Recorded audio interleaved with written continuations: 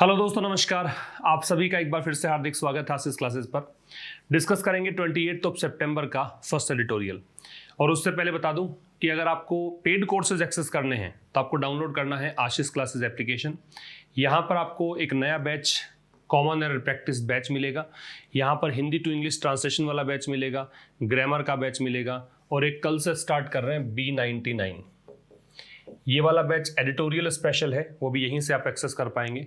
जो भी e books हैं वो सब आपको यहाँ पर मिलेंगी। एक नई ई बुक अब जल्द ही हम लॉन्च कर देंगे, जिसमें आपको पिछले 3 महीने के जो वर्ड्स हैं, एडिटोरियल वर्ड्स हैं, वो सब मिल जाएंगे उसमें। ठीक है, तो ये सब चीज़ें आपको यहाँ पर मिलेंगी। साथ ही आपको एक टेलीग्राम चैनल जिसका नाम आशीष क्लासेज है, यहाँ पर भी आप जुड़ जाएं, क्योंकि यहाँ पर हर संडे आपको एक टैबलॉइड, एक न्यूज़पेपर लाइफ एक्सप्रेस उपलब्ध करवाया जाता है।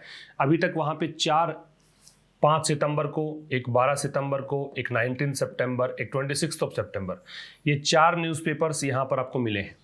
बहुत ही अच्छा स्टफ इसमें मिलेगा आपको, ये आप ज़रूर से एक बार देखें। आज का एडिटोरियल स्टार्ट करेंगे, उससे पहले देखेंगे आज के एडिटोरियल के वर्ड्स। तो सबसे पहले एन्यूमरेट।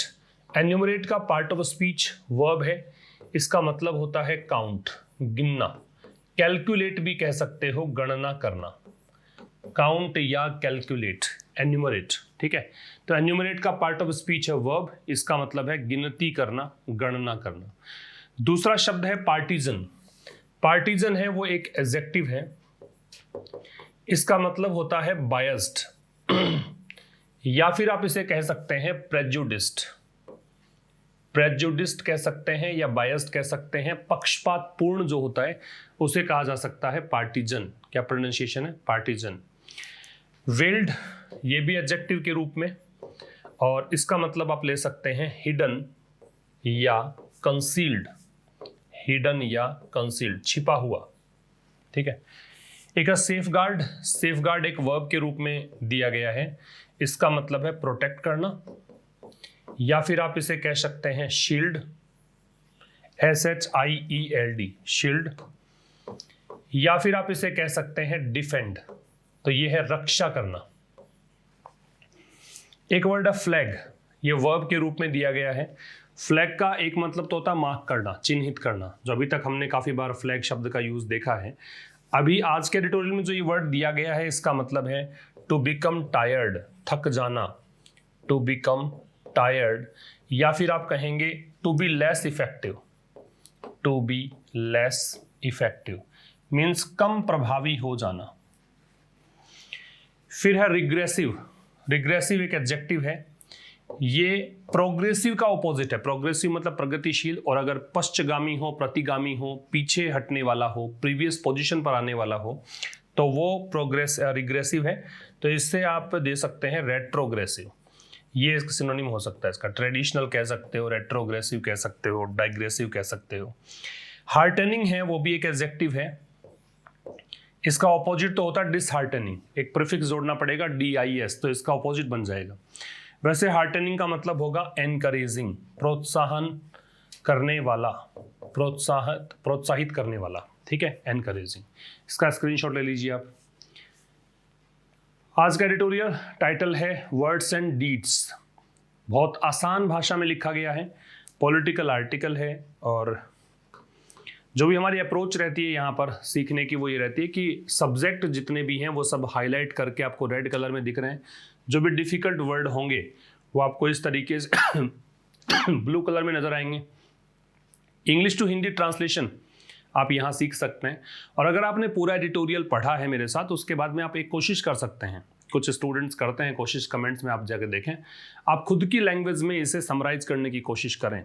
ठीक है, जो कोई भी आपका कमेंट देखेगा, चाहे मुझे टाइम नहीं मिले, कोई स्टूडेंट भी देखेगा तो वो उसको रेक्टिफाई कर देगा, बता देगा वो कैसे करना है। क्योंकि काफ़ी सारे पुराने स्टूडेंट्स हैं वो ऐसा करते हैं। तो आप भी समरी लिखना स्टार्ट करें, जिससे आपको एक अच्छी राइटिंग स्किल्स इंप्रूव करने में हेल्प मिलेगी।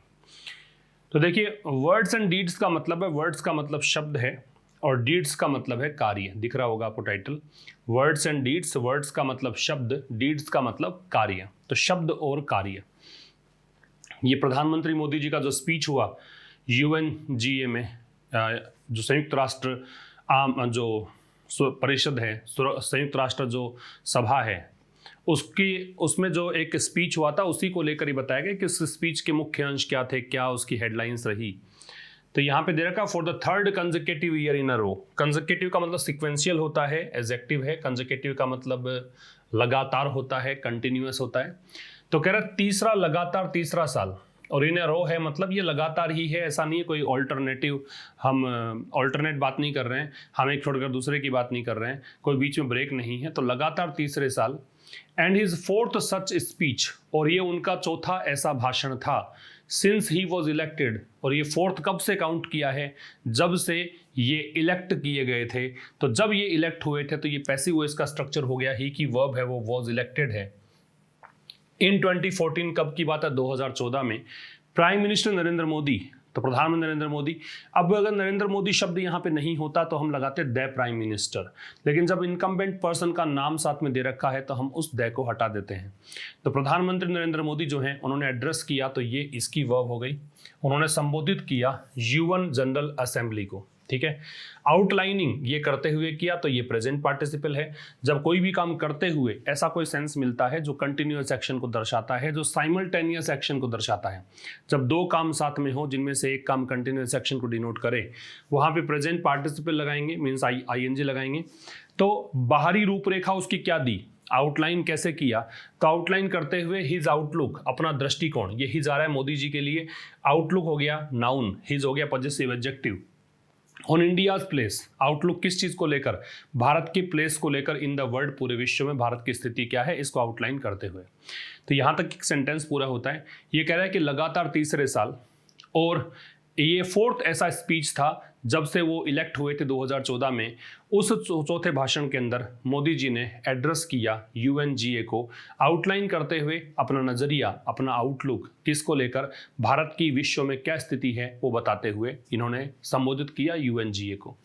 Referring to India's large population, refer का मतलब होता है मेंशन करना या अल्यूड करना।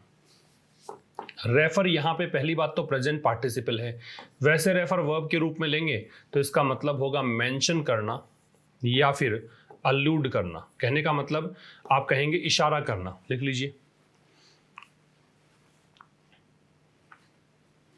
रेफर का मतलब क्या हो गया, इशारा करना, और रेफर के साथ में क्या लगाते हैं, टू लगाते हैं, ठीक है। तो referring to India's large population, तो भारत की बड़ी जनसंख्या की ओर इशारा करते हुए, भारत की बड़ी जनसंख्या को मेंशन करते हुए। ही सेड, उन्होंने कहा, ही की वर्ब सेड है, दैट कंजंक्शन है कि, द वर्ल्ड ग्रोज, कि पूरा विश्व है, ग्रो करता है, वर्ल्ड के पहले द लगता है भाई, ठीक है। तो वर्ल्ड की वर्ब है वो ग्रोज है। व्हेन इंडिया ग्रोज, जब भारत प्रगति करता है, जब भारत ग्रो करता है तभी दुनिया ग्रो करती है। एंड ट्रांसफॉर्म्स, अब इस ट्रांसफॉर्म्स की जो वर्ब सब्जेक्ट है वो वर्ड है, और वर्ड ट्रांसफॉर्म करता है, परिवर्तित होता है जब भारत रिफॉर्म करता है, जब भारत में सुधार होता है। रिफॉर्म का सुधार होना, प्रोग्रेस करना। पॉइंटिंग टू, पॉइंटिंग यहाँ पे प्रेजेंट पार्टिसिपल है, पॉइंट के साथ टू लगेगा, इशारा करते हुए किस तरफ, examples of the countries progress and impact, उदाहरण की ओर इशारा करते हुए। उदाहरण किसके, देश की प्रगति और प्रभाव की तरफ। और प्रगति प्रभाव कौन से हैं वो आपको इस कॉलन, इस जो ये साइन है इसको बोलते हैं कॉलन, ठीक है। तो ये लगा के बताया। In the area of vaccine and pharmaceuticals, किस क्षेत्र में, वैक्सीन्स और फार्मास्यूटिकल्स के क्षेत्र में। वैक्सीन तो समझते हैं वो टीके को बोलते हैं, फार्मास्यूटिकल्स का मतलब होता है related to production of medicine and drugs, जो मेडिसिन और ड्रग्स से संबंधित जो प्रोडक्शन होता है उसको फार्मास्यूटिकल्स बोलते हैं। तो दवाइयों के क्षेत्र में और टीके के क्षेत्र में जो भारत की प्रोग्रेस है और इम्पैक्ट है उसकी ओर इशारा करते हुए। पर्टिकुलरली, विशेष करके, टू काउंटर कोविड, किसको काउंटर करने के लिए, कोविड को। काउंटर क्या होता है, काउंटर होता है ऑपोजिट डायरेक्शन में कोई चीज का होना, या फिर कहें किसी चीज का प्रभाव कम करने के लिए किसी का यूज किया जाना। तो ये टीके और दवाइयों का प्रभाव किसके लिए, कोविड को काउंटर करने के लिए, कोविड का असर कम करने के लिए। ग्रीन टेक्नोलॉजी, साथ में चर्चा करी ग्रीन टेक्नोलॉजी की। एंड द प्रॉमिस ऑफ, और किसकी चर्चा करी, अब देखिए, और यहां पे चर्चा की है promise of 450 gigawatt of renewable energy, और चर्चा की है कि जो 450 गीगावाट जो रिन्यूएबल एनर्जी है उसकी चर्चा बाय 2030, कब तक, 2030 तक। एंड पॉवर्टी एलिवेशन, पॉवर्टी गरीबी, एलिवेशन का मतलब कम होना, डिक्रीज होने की प्रोसेस, और गरीबी कम करने की जो बात है उसकी बात यहाँ पे की गई है। एक बार फिर समझिएगा, कहाँ से देखें, यहाँ से इससे देखिए आप, कह रहा है कि referring to India's large population, Bharat की बड़ी जनसंख्या की ओर का जिक्र करते हुए, कॉमेंशन करते हुए उन्होंने कहा कि विश्व ग्रो तब करता है जब भारत ग्रो करता है और वर्ल्ड ट्रांसफॉर्म तब करता है जब भारत रिफॉर्म करता है। ये किस ओर बताया इन्होंने, किस ओर इशारा करते हुए कहा, ये भारत देश की प्रोग्रेस और इम्पैक्ट की ओर इशारा करते हुए उन्होंने कहा। और प्रोग्रेस और इम्पैक्ट किस क्षेत्र में, वैक्सीन और फार्मास्यूटिकल्स के क्षेत्र में विशेष करके हम बात कर रहे हैं, कोविड को काउंटर करने के लिए, कोविड के प्रभाव को कम करने के लिए। तो काउंटर का मतलब है किसी चीज के प्रभाव को कम करना। ग्रीन टेक्नोलॉजी की चर्चा इन्होंने की। साथ में इन्होंने बात किया 450 गीगावाट रिन्यूएबल एनर्जी की जो प्रॉमिस इन्होंने किया था 2030 तक, उसकी चर्चा इन्होंने की। साथ में चर्चा की इन्होंने पॉवर्टी एलिवेशन की, गरीबी उन्मूलन की, गरीबी को कम करने की। एलिविएशन है वो एलिविएट से बनता है और ये यहाँ पे कंपाउंड नाउन है क्योंकि पॉवर्टी भी नाउन है, एलिविएशन भी नाउन है। वैसे एलिविएट का मतलब होगा डिक्रीज करना, डिमिनिश करना, रिड्यूस करना, ये सब इसके सिनोनिम्स हो जाएंगे। आगे देखिए, ही ऑल्सो एन्यूमरेट का मतलब भी पढ़ा हमने, क्या मतलब था, काउंट करना। उन्होंने काउंट किए या गिनवाए, है ना, तो ही काउंटेड। अब ऑल्सो का प्रयोग है वो मैन वर्ब से पहले यहाँ पे है क्योंकि इससे हेल्पिंग वर्ब नहीं दे रखी आपको। अगर यहाँ हेल्पिंग वर्ब होती तो फिर हेल्पिंग वर्ब के बाद में ही हम ऑल्सो लगाते। Sometimes you may find also in the beginning of a sentence, that is also right. अगर सेंटेंस के स्टार्ट में मिलता है तो भी ठीक ही होता है ऑल्सो। तो ये ही ऑल्सो एन्यूमरेटेड, उन्होंने काउंट करवाया। How many Indians had been provided, कि कितने भारतीयों को प्रोवाइड किया गया। ये पैसिव का स्ट्रक्चर हो गया है, तो हाउ मेनी की जो वर्ब है एक्चुअली में मैनी है, हाउ से तो एक क्वेश्चन पूछना होता है लेकिन यहाँ पे बीच में दे दिया तो रिलेटिव एक प्रोनाउन के रूप में यूज किया गया है। तो कितने भारतीय जो हैं had been provided water connections, उनको कितनों को वाटर कनेक्शंस प्रोवाइड किए गए हैं। बैंकिंग एक्सेस कितनों को मिला है, इंश्योरेंस कवरेज कितनों को मिला है, हेल्थ सर्विसेज और घर कितनों को मिले हैं। ठीक है, तो ये सब बातें की हैं। तो उन्होंने काउंट करवाए, उन्होंने गिनवाए क्या चीज़ें, कि कितने भारतीयों को प्रोवाइड किया गया है वाटर कनेक्शन। ठीक है, अब ये हाउ मेनी इंडियंस, एक्चुअल में वैसे तो बीच में जब कोई शब्द लगता है तो रिलेटिव प्रोनाउन हम कह देते हैं, लेकिन अब ये रिलेटिव प्रोनाउन तो है नहीं क्योंकि आप देख रहे हैं कि मैंने के बाद में इंडियंस दे रखा है आपको, तो ये एडजेक्टिव के रूप में, लेकिन ये रिलेटिव, ये रिलेशन बताने के लिए आ रहा है क्योंकि अगर क्वेश्चन पूछता तो फिर आप लास्ट में क्वेश्चन मार्क देखते हैं। ठीक है, तो कह रहे हैं कितने भारतीयों को प्रोवाइड किया गया वाटर कनेक्शन, कितने भारतीयों को बैंकिंग एक्सेस मिला, कितने भारतीयों के खाते बैंक में हैं, कितने इंडियंस हैं जिनको इंश्योरेंस कवरेज मिला, हेल्थ सर्विसेज मिली, घर मिला। ऑल्दो हिज क्लेम, यद्यपि उनका जो दावा है। अब ये ऑल्दो जहां लग गया इसका मतलब जो कहानी हमने पढ़ी है उसका बिल्कुल उल्टा असर यहाँ पे आपको देखने को मिलेगा। Whenever you see contradiction, है ना, adversative statements are there, then only we can use though or although। तो जब although या though का यूज आपने किया है तो मान के चलें कि adversative statements, contradiction आपको विरोधाभास देखने को मिलेगा।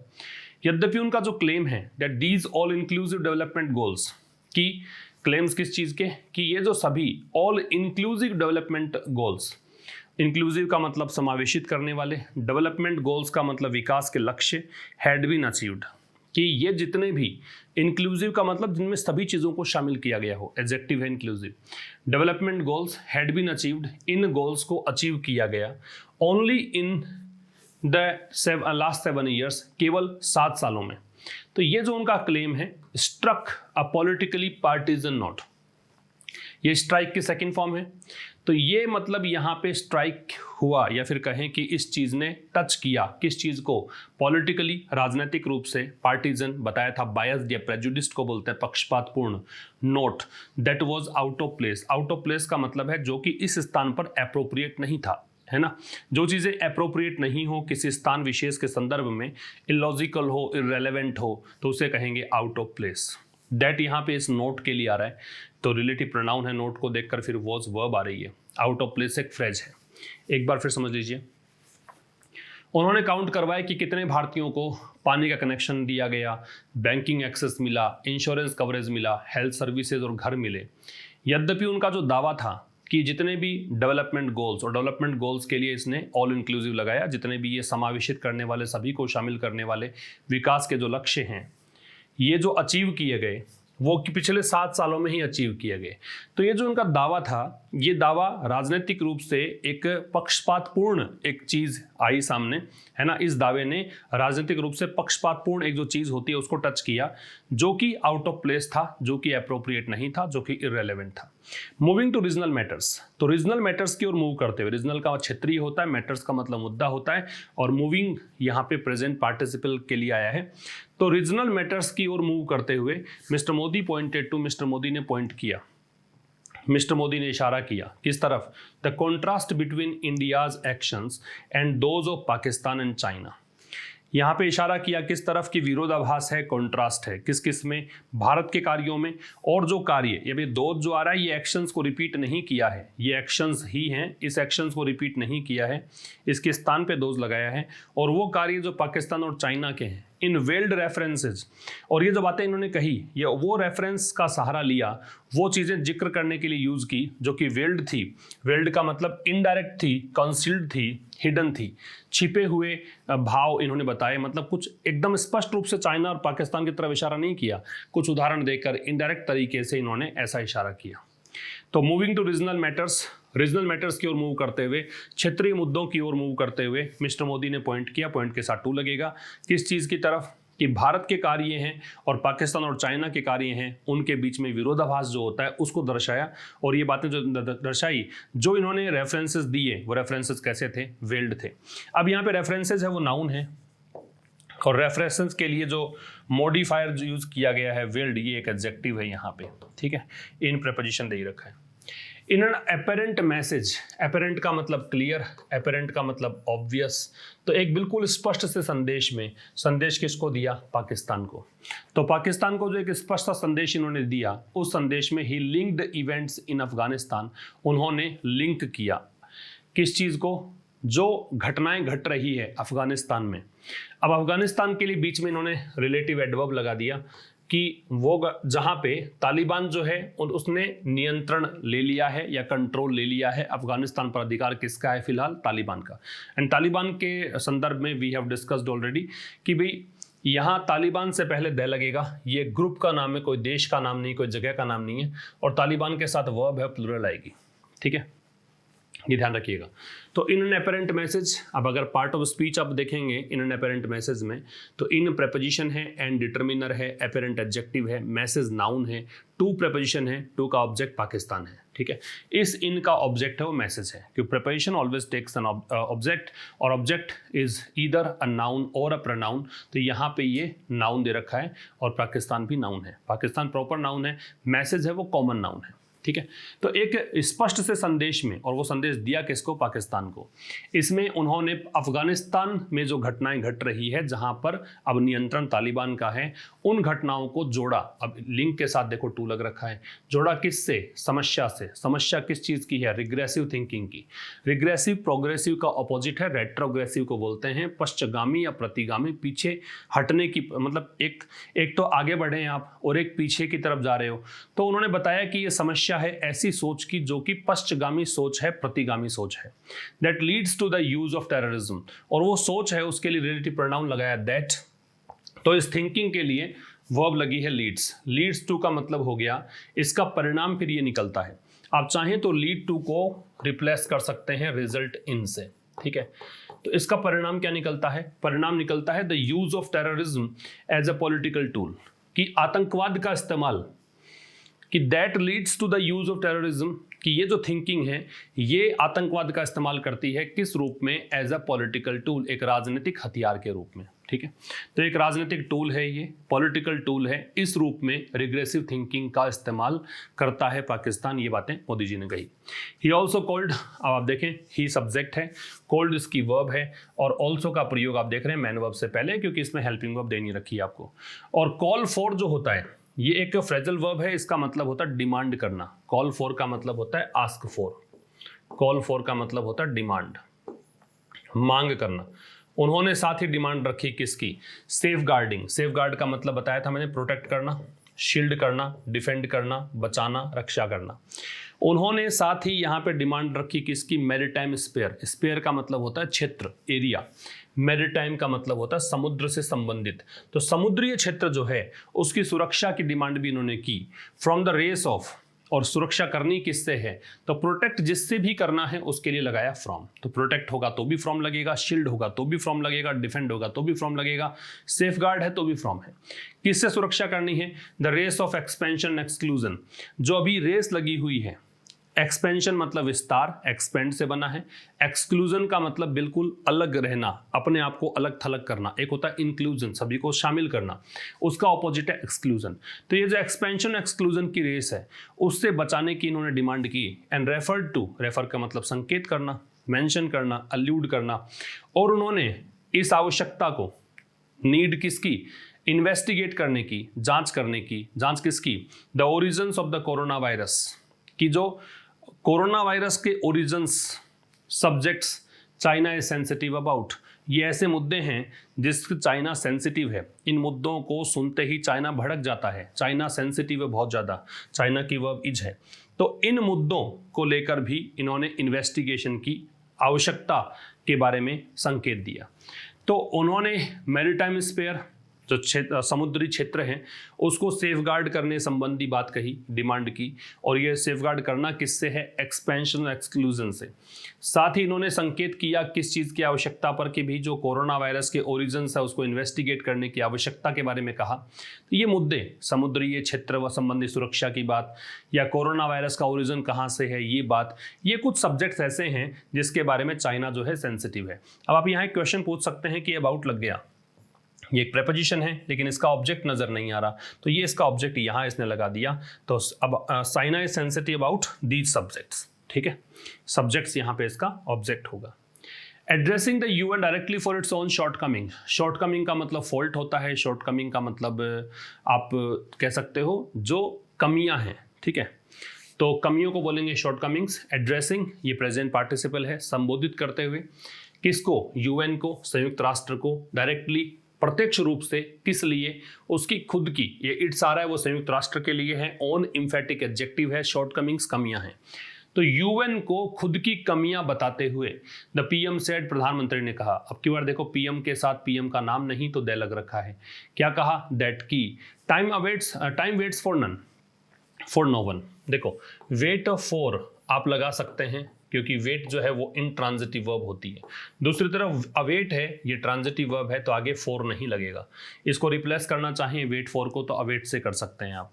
तो वेट के साथ फॉर लगेगा, अवेट के साथ फॉर नहीं लगेगा। तो यूएन को प्रत्यक्ष रूप से, डायरेक्टली, सीधे सीधे अपनी कमियां बताते हुए पीएम ने कहा कि टाइम किसी का इंतजार नहीं करता। अर्जिंग द यूएन, अर्जिंग ये प्रेजेंट पार्टिसिपल है, इसका मतलब है रिक्वेस्ट करते हुए। अर्ज का मतलब कहते हुए, यूएन से, कि ये कहते हुए कि भाई आप स्पीड अप करो, तेज करो गति को। द रिफॉर्म्स प्रोसेस, जो सुधारवादी प्रक्रिया आप चला रहे हो उसकी गति को तेज करो। That has been flagging.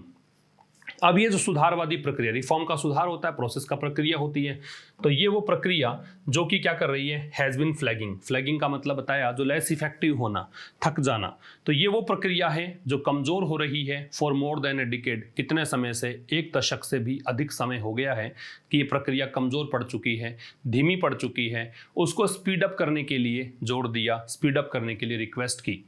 Which would include, अब इसमें क्या शामिल होगा, which would include an expanded security council. अब इस प्रोसेस के अंदर, इस प्रोसेस को स्पीड अप करने की जो बात की है, क्या स्पीड अप करना है, तो इसमें शामिल किया जाएगा। वुड यहाँ पे एक प्रकार से इमेजिनेशन है, ठीक है। तो whenever you ask to imagine something then you can use would as a model.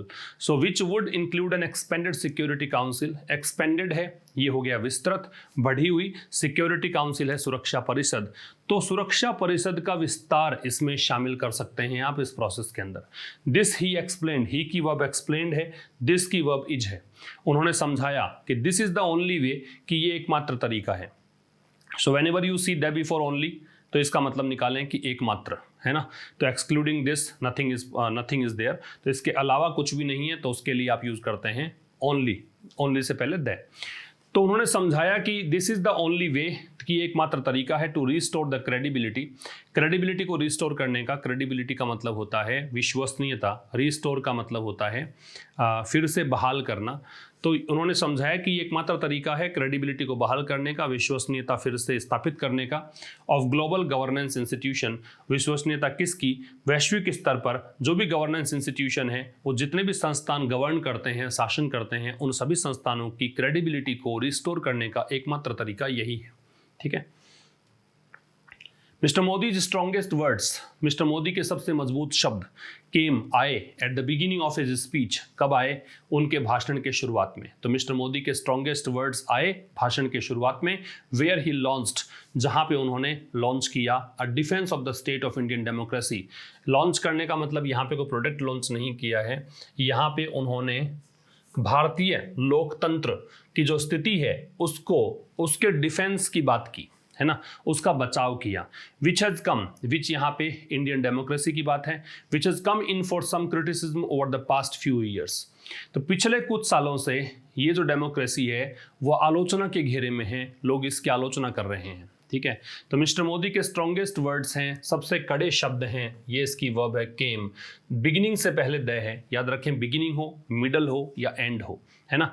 तो तीनों वर्ड से पहले द लगेगा, लेकिन जब कभी भी इन वर्ड्स का प्रयोग आप साथ में करते हैं, इडियोमेटिक एक्सप्रेशन में करते हैं, then we need not use the before any of them.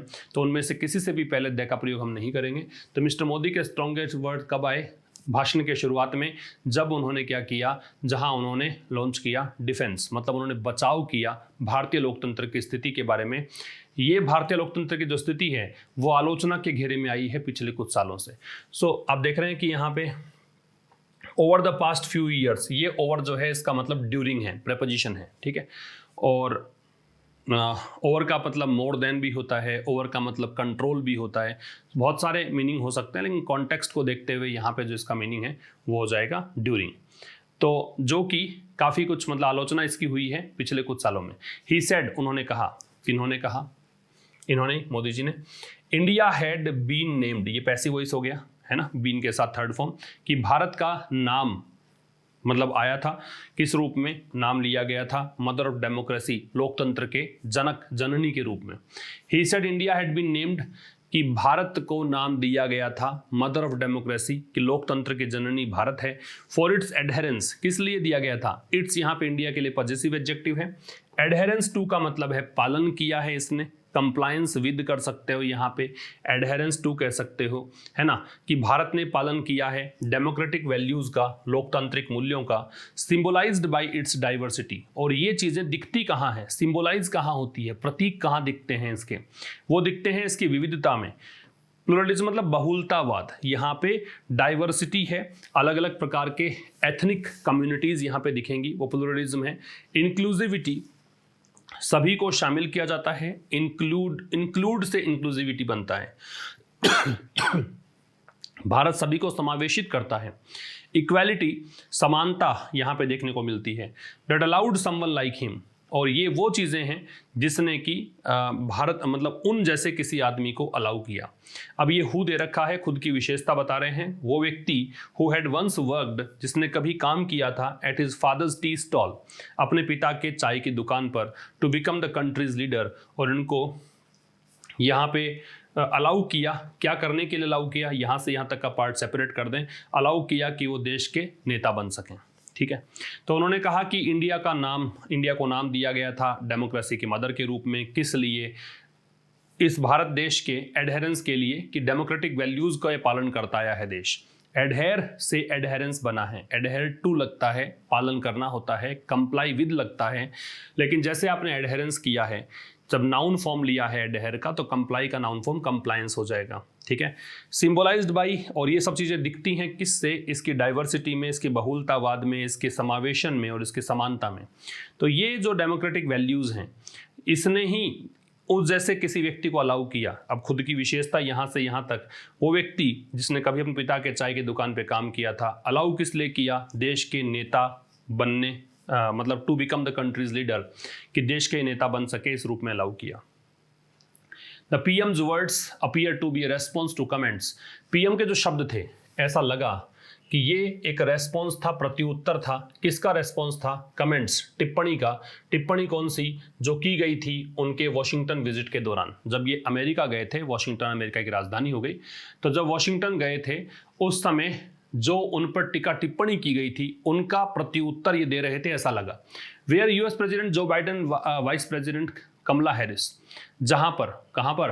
Washington की बात है, जहां पर जो राष्ट्रपति जो बाइडेन है, उपराष्ट्रपति कमला हैरिस हैं, उन्होंने जोर दिया था किस चीज पर? The need to strengthen democratic processes internally. इन्होंने कहा था कि आवश्यकता है मजबूती देने की, किसके? लोकतांत्रिक प्रक्रियाओं की, इंटरनली, आंतरिक रूप से, कि भारत देश में आंतरिक रूप से स्ट्रेंथन करने की जरूरत है डेमोक्रेटिक प्रोसेसेस को। इवन एज, इवन एज का मतलब है वाइल। तो आप कहें कि जब दो काम साथ में हो, साइमल्टेनियस एक्शन हो, तो either of these two words can be used. आप चाहे वाइल यूज करें या इवन एज यूज करें। तो even as he addressed the UN, तो जब वो यूएन को एड्रेस कर रहे थे उसी समय protesters outside criticised his government, जो विरोध करने वाले लोग हैं वो बाहर आलोचना कर रहे थे उनके सरकार की। किस लिए? Actions against activist NGOs. सरकार ने जो भी कार्यवाही की है एक्टिविस्ट के खिलाफ, एनजीओज के खिलाफ। The laws on agriculture and citizenship, जो कानून है कृषि और नागरिकता संबंधी कानून जो हैं उसकी आलोचना कर रहे थे। An incidents of lynching and mob violence. Lynching का मतलब होता है भीड़ के द्वारा किसी की हत्या कर दिया जाना, ठीक है, जिसमें कोई लीगल ट्रायल नहीं चलता, बिना किसी मुकदमे के वहीं पर न्याय करने की सोचते हैं, उसको लिंचिंग बोलते हैं। जो घटनाएं हैं लिंचिंग की और भीड़ की हिंसा की, उन घटनाओं के बारे में विरोध कर रहे थे, ठीक है। तो जब वो यूएन के अंदर भाषण दे रहे थे, ठीक उसी समय एक और काम चल रहा था, इसीलिए इवन एज का प्रयोग हुआ। वो काम ये था कि प्रोटेस्टर्स जो हैं वो बाहर क्रिटिसाइज कर रहे थे। प्रोटेस्टर्स की वर्ब है वो क्रिटिसाइज है, उनकी सरकार की आलोचना कर रहे थे। किसके लिए? ये सब काम उन्होंने बताए, इन सब के लिए। While the PM's commitment to India's great tradition of democracy was heartening, heartening का encouraging, यद्यपि अब वाइल से स्टार्ट है तो दो क्लोज हैं, एक क्लोज यहाँ से यहाँ तक कंप्लीट है। यद्यपि जो पीएम की प्रतिबद्धता है, कमिटमेंट है, प्रॉमिस है, किस चीज़ को लेकर? भारत की महान परंपरा को लेकर लोकतंत्र की, वो एनकरेजिंग था, वो प्रोत्साहन वर्धन था।